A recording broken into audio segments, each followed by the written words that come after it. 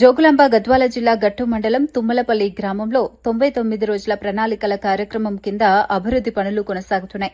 ఈ నేపథ్యంలో గ్రామానికి చెందిన పద్మమ్మ తనయుడు రవినాయుడు గ్రామ ప్రజలను ఉద్దేశించి మాట్లాడారు.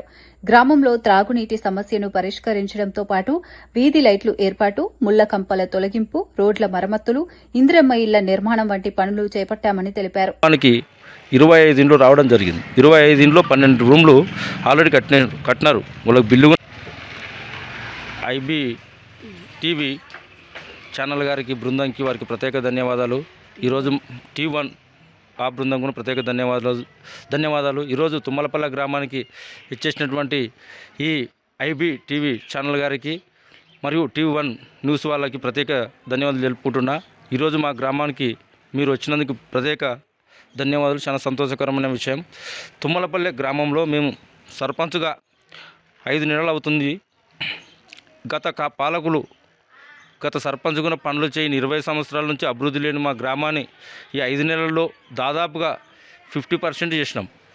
మట్టి రోడ్లు కావచ్చు, సోలార్ లైట్లు కావచ్చు, వీధి లైట్లు కావచ్చు, వాటర్ కావచ్చు, డ్రైనేజ్ వ్యవస్థ కావచ్చు, ఇంకా చాలా ప్రతి విషయంలో కూడా ముందుండి మేము సర్పంచ్ తనయుడిగా మా అమ్మని సర్పంచ్, నేను తనయుడిగా ముందుండి అన్ని రకాల గ్రామ అభివృద్ధి వైపు దూసుకుపోతున్నాం. నేను కూడా కాంగ్రెస్ పార్టీలో దాదాపు 10 సంవత్సరాలు మండల అధ్యక్ష ఇన్ఛార్జి కాడ నుంచి ఈరోజు స్టేట్ కమిటీలో కేకేసి రాష్ట్ర ప్రధాన కార్యదర్శిగా వర్క్ చేస్తున్నా.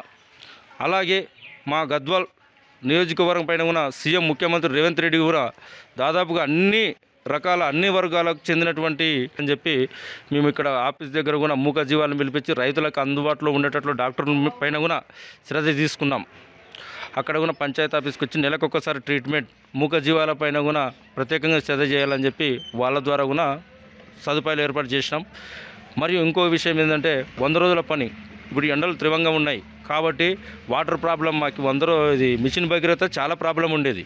ఈరోజు మిషన్ భగీరథ ప్రాబ్లం ఉంటే ఎండాకాలం మూగజీవులకు ఇబ్బంది, మనుషులకు ఇబ్బంది. ఎండ తీవ్రత వల్ల మాకు వాటర్ హెవీ ప్రాబ్లం. పక్కన రిజర్వాయర్ ఉంటే కూడా మాకు నీళ్ళు అందుబాటులో లేవు. దాని పక్షంలో తక్షణమే ఆలోచన చేసి మా సొంత నిధులతో మొన్ననే ఒక బోర్ వేసినాం. అదృష్టం మా భగవంతుని దయ వల్ల వాటర్ కూడా 3 ఇంచుల పైన ఉన్నాయి. అవి కూడా మా గ్రామానికి ఒక అదృష్టం అని భావిస్తున్నాం. మరియు ఈ 100 రోజుల కూలీలకు కూడా ఎండ ఎక్కువ ఉన్నందువలన వాళ్ళకు కూడా అన్ని సదుపాయాలు ఓవర్స్ ప్యాకెట్లు కావచ్చు, ANM దృష్టికి తీసుకెళ్ళి వాళ్ళ ద్వారా కూడా వాళ్ళకి అన్ని రకాల సదుపాయాల సహకారం మా వంతు ఉంటుందని చెప్పి తెలియపరచుకుంటున్నాం. నెక్స్ట్ మీ ఫ్యూచర్ ఏం సార్?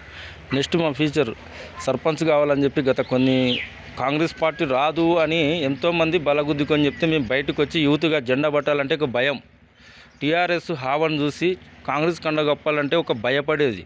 అటువంటి టైంలో మేము కండవ మోసుకొని ప్రత్యేకంగా బయటకు వచ్చిన కార్యకర్తగా బయటకు వచ్చి మండల అధ్యక్షునిగా ఇన్ఛార్జి తీసుకొని బాధ్యతలు చేపట్టిన ఎమ్మటినే మళ్ళీ అసంఘిత కార్మికుల సంఘం నాకు జిల్లా అధ్యక్షుడు ఇచ్చిన తక్షణమే మళ్ళీ నాకు స్టేట్ కమిటీలో మంచి వర్క్ చేస్తాడని చెప్పి ఇటువంటి యువకులు పనిచేస్తారని చెప్పి కాంగ్రెస్ పార్టీన కేకేసి రాష్ట్ర ప్రధాన కార్యదర్శి ఇచ్చింది. అసంఘిత కార్మికుల సంఘం, ఉద్యోగుల సంఘం సంస్థ కాంగ్రెస్ పార్టీలో ఒక వింగు కాబట్టి కేకేసి నన్ను అధ్యక్షుడు మా సారు గమనించి నన్ను ప్రధాన కార్యదర్శిగా ఎన్నుకోవడం జరిగింది. నా లక్ష్యం ఒకటే, గద్వాల్లో వెనుకబడిన బడుగు బలహీన వర్గాలకు చెందినటువంటి వ్యక్తి నేను కాబట్టి వాళ్ళ స్థితిగతులు నాకు అర్థమవుతాయి. ఈరోజు వాల్మీకులు కావచ్చు, ఎలాంటి వృత్తులు లేవు మాకు. గౌడ్స్ కావచ్చు, కురువోళ్ళు కావచ్చు, ప్రతి ఒక్కరికి బడుగు బలహీన వర్గాలకు చెందినటువంటి వ్యక్తి నేను కాబట్టి రాజకీయంగా ఎదిగి మా బీసీ కులాలకు కూడా నేను అన్ని రకాలుగా ముందుండి భవిష్యత్తులో అండదండలుగా ఉండాలని చెప్పి వాళ్ళకి నేను బయటకు వచ్చిన ఒక యూత్నుగా నాకు సహకరిస్తారని చెప్పి నెక్స్ట్ ఇప్పుడు సర్పంచ్ మా అమ్మగా రిజర్వేషన్ ప్రకారం మహిళా రిజర్వేషన్ మా అమ్మ అయింది. ఇక్కడ ఏకగ్రంగా ఎన్నుకోవడం జరిగింది.